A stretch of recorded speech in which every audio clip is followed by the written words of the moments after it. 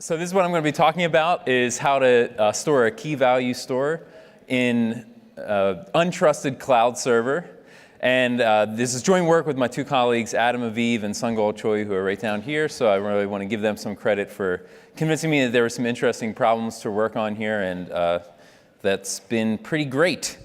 So here's what we're going to do. We want to store, have a key value store, so like a regular map where you give some labels and you can look up the corresponding payload. Everything is going to be stored remotely on a cloud server, and you want to get sort of the maximum amount of privacy where that cloud server that's storing all your data doesn't know anything about what you're storing and also doesn't know anything about the access pattern. So beyond just encrypting the values of what you're storing, you also want to encrypt the correlations between what you're accessing when and things like that. And we also are thinking about some even more powerful attack models other than just obliviousness. So we'll see what that means. Secure deletion and history independence is what we looked at as well. And besides just the security, we want it to be actually usable. And what that means is we want it to be fast. So here's the basic setting. Since there's going to be, I think, like 3 talks at least about ORAMs, so you might as well have a basic idea of what that is. So the principle is that you are storing some kind of a key locally, and you're interacting with a cloud server, and you're assuming that someone is in the middle that's spying on all of your communication and can see everything. And what you're trying to hide is not only the contents of your data, but also the access patterns of what you're accessing. So you can think of it as hiding not just the payloads, but also the metadata. And I think a relevant quote here is from our former NSA director that said, I think last year or 2 years ago, he said, "We kill people based on metadata." So a little bit of a chilling reminder in case you're not convinced that it's worth it to hide access patterns. Somebody said that they kill people based on metadata, so we should maybe think about that. And what we're going to do is address some issues in these existing constructions in our work. And the first problem that we looked at is, what if the size of data is not fixed into fixed size blocks that are all exactly the same? So what if you're storing files? Some of them are a little bit larger, some of them are a little bit smaller. And what can you do about that? Well, what ORAM leaks is the amount of operations that you're performing on an ORAM. So it's oblivious to what the access patterns are, but an attacker can see how much communication you're doing, and from that can say exactly how many operations you did. So if you just break up your large files into some number of blocks, well, now there might be a correlation that can be done between the size of the file, the size of whatever you're doing, and when you did that. And so the first thing we looked at in the first construction we'll see is what we call the VORAM, where the V stands for variable size blocks. And what this allows you to do is to store variable size blocks within an ORAM and still get that obliviousness, so there's not going to be any correlations possible. So the second issue is going beyond just ORAMs. Sometimes you want to store a data structure inside your ORAM, and this was looked at a couple years ago in this great paper at CCS.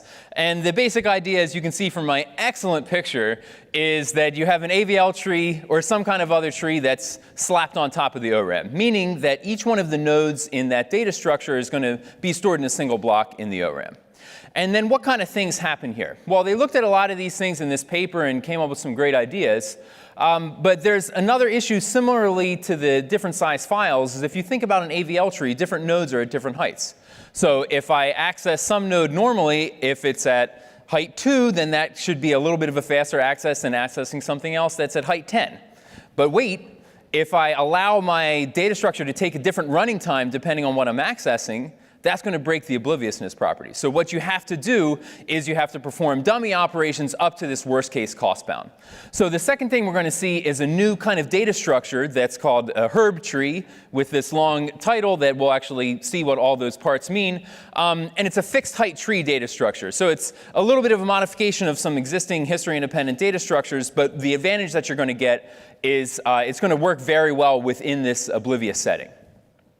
All right, the third thing we looked at, if you were at the last talk in the first session this morning, it was looking at multiple attack vectors. And there was this nice picture of someone stealing your cell phone. So what if the spy that's been listening to all of your cloud communication and knows everything that you've ever stored in the server, what if they also coerce your private key? Okay, so this is what we call a catastrophic attack, and it is catastrophic. All of your data is definitely going to be revealed, whatever you're storing, because they have your private key. However, you would still like to get some security here. In particular, whatever you've done in the past that you've deleted from your data structure before your private key gets stolen, you want that to not be able to be accessed by this catastrophic, very powerful attacker. And the only way that we could actually think of that you could do this before our work was to just do the very stupid thing of download the entire database and re-encrypt it and send it back every time.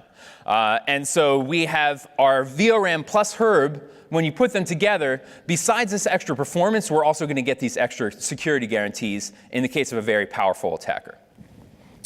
Okay, so here's a little bit of outline of what we're going to see. Again, there's these two new things that are really just some not too difficult modifications of prior work. So the VORAM and then the Herb, which will be stored inside the VORAM. So we're going to look at both of those a little bit, how they work, and then you'll see that they actually do work. So here's a little bit more about the VORAM. The general principle is that there's an overhead associated with pathoram. So if you're familiar with the pathoram, then this will make sense to you, and if not, you're going to see an example in a second anyway. That overhead that's associated with each of the operations in a pathoram, we can take advantage of that to be able to store variable size blocks. So what we're going to see is at the top here, so this is a picture of our VORAM. At the top, each one of these blocks is a bucket that's stored on the back end. So everything at the top is actually pieces of information that are stored on the server. And then the actual blocks that you're interacting with are these variable size color blocks at the bottom. And so the server is just storing these fixed size buckets, but within those buckets are variable size blocks. And you can see that the larger ones, like the blue block, is broken up into 3 different parts, which we call chunks.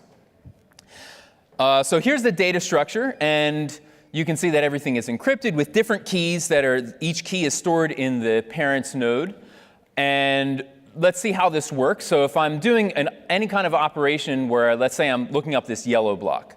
So what I'm going to do is look along the path for that block. So you notice that each block is associated with an index. So you're going to look up everything along that path. You're going to read that into your local stash and combine the different pieces, the different chunks of the blocks that you find.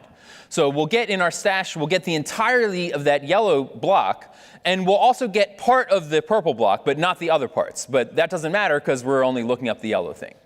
Now what you'll notice, if you think it's a mistake in my slides, it's not. So the number has changed.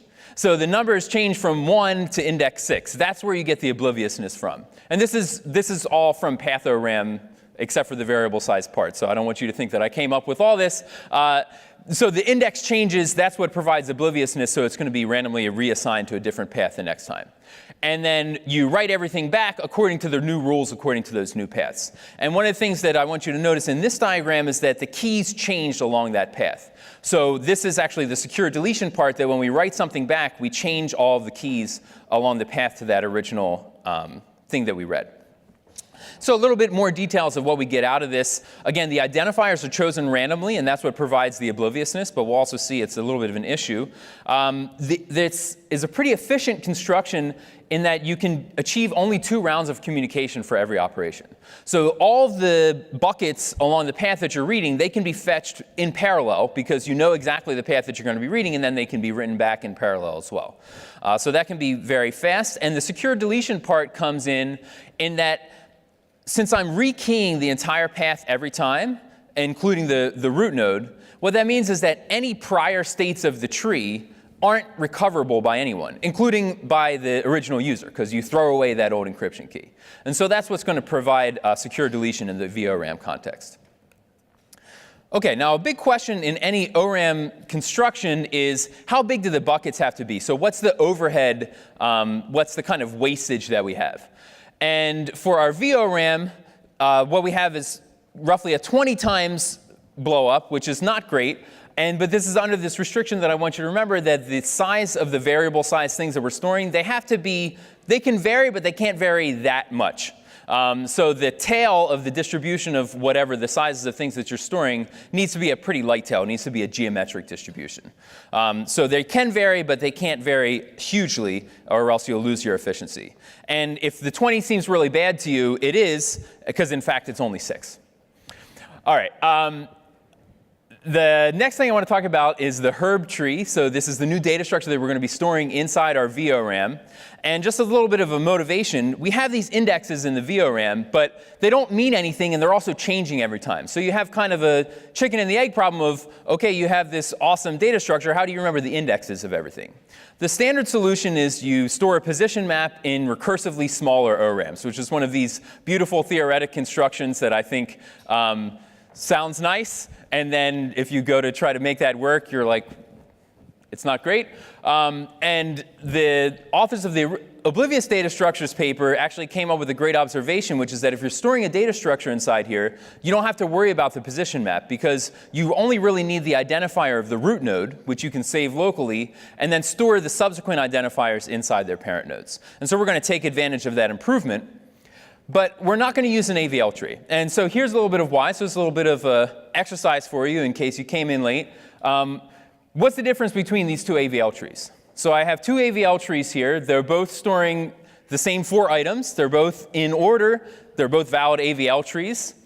But imagine this is your browsing history, and you had a private browsing tab open, and then you closed it real quick. So you just deleted something from this tree.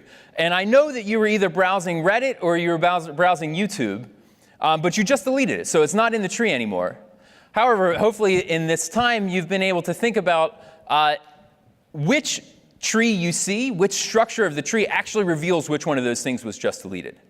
So you know from the structure of the tree, from the 4 things that are there, which one of the things was just prior to that removed from it, even though its contents were actually gone from the tree. So this is the security issue that we're going to solve with our herb tree. So it's based on some work on history-independent data structures. What it actually achieves is a notion called strong history independence. What that means is that the state of our data structure depends and is uniquely determined by the contents of whatever's stored in it. So we can't have the situation like we just saw with an AVL tree, where the same 4 items could come in 2 different configurations, which then potentially leak some information. And so that's what strong history independence is. And the way that we actually make this happen is when you create your tree, you randomly choose a hash function from a family of hash functions, and then you're going to use that hash function every time you're inserting something to determine the position, the exact place in that tree where your data belongs, and not just the lateral position, but also the height. So normally in B trees, you would choose the height according to the sequence of operations. If you've taught a data structures class, at some point you're going to split the node and merging nodes and all those wonderful things. We're not going to do things in that way because that would not be history independent.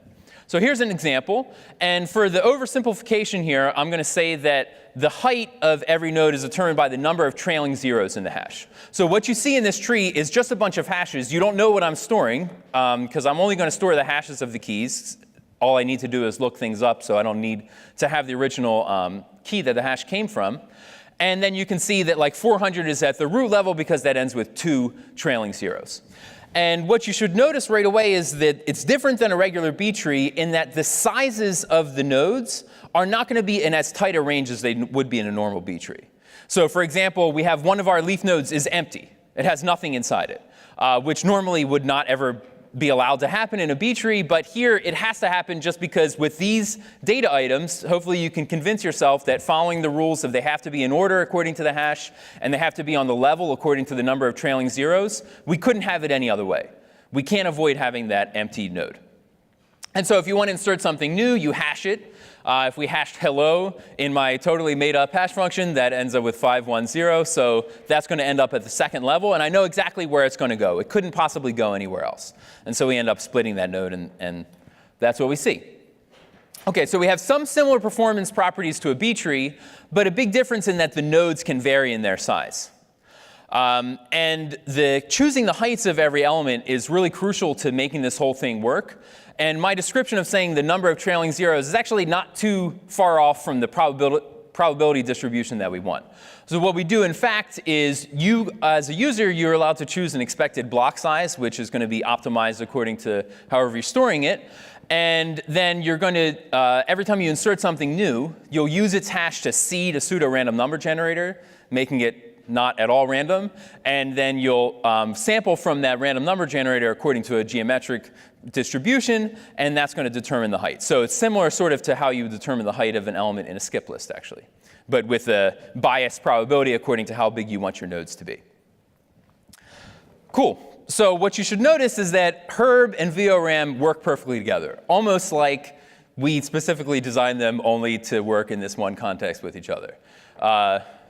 And that's great, and we're going to see some nice performance benefits from this, and these are some of the aspects. So everything is only stored in the parent nodes, including identifiers in the Herb, and in the VORAM, remember, we're storing encryption keys in each of the parent nodes that also gives us our secure deletion.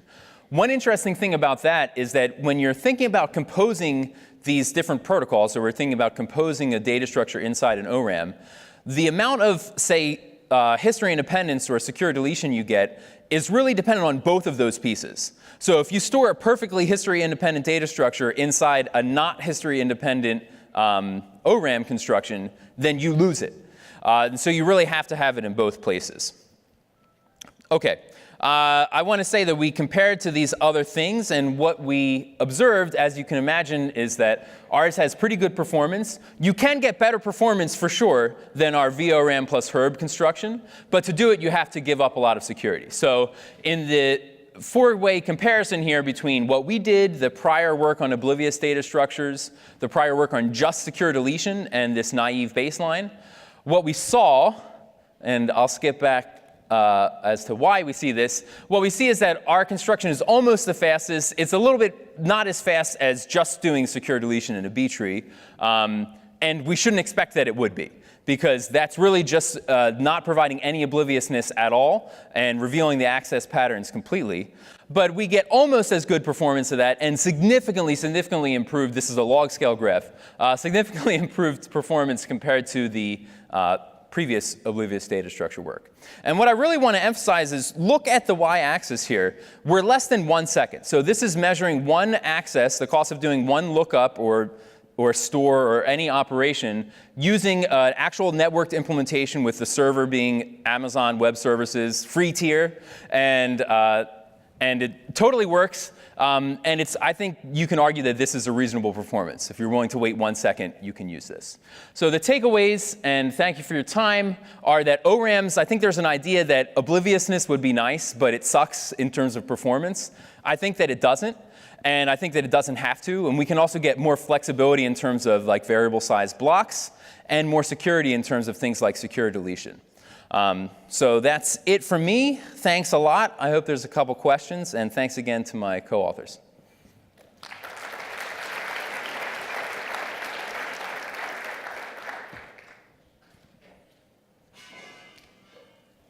Hi, great. Thanks, great talk. So one of the other big downsides of ORAM is single userness, right? So what can you do about that, maybe? Yeah, nothing. So I'll admit that we can do nothing about that right now, but it's a thought that hasn't not crossed our mind. But I should also say there are some approaches that people are looking at for multi-user ORAMs, and they should compose nicely with what we're doing. So I'm not aware of anything that we're doing that would prevent some of those techniques from being used. Great. So it's possible I just missed some point here, but you seem to have some parameterizations that are heuristic and ad hoc, the block size and number of zeros and things. OK, so the number of zeros was just for that example. In fact, what you'll do is you'll be seeding this pseudo-random number generator based on the hash, and where you define the distribution. So that's not ad hoc. And the other thing is the block size that you mentioned. So what we did is we proved that you need at most a 20 times factor blow up in your block size. And then what we saw is experimentally, based on the experiments we ran, that can be as low as 6. So if you don't believe in our experiments, then you can stick with the 20 times block size. And if you want to try, then you can go down to 6 is what we found experimentally. And that's similar to other ORAM constructions where there's a little bit of gap, in the constants of your proof. Well, I'd wondered if you'd taken an oblique look at it through information theory and if you had some notion of number of bits leaked per. I think the number of bits leaked for any operations should be 0, is what we're trying to. So everything that I've said is with absolutely 0 amount of leakage. And I'm not sure if I don't think the leakage would be elegant once things started to blow up. So the block size is only for performance, not for security. So, so having a larger block size will decrease the probability that you sort of run out of room in a path.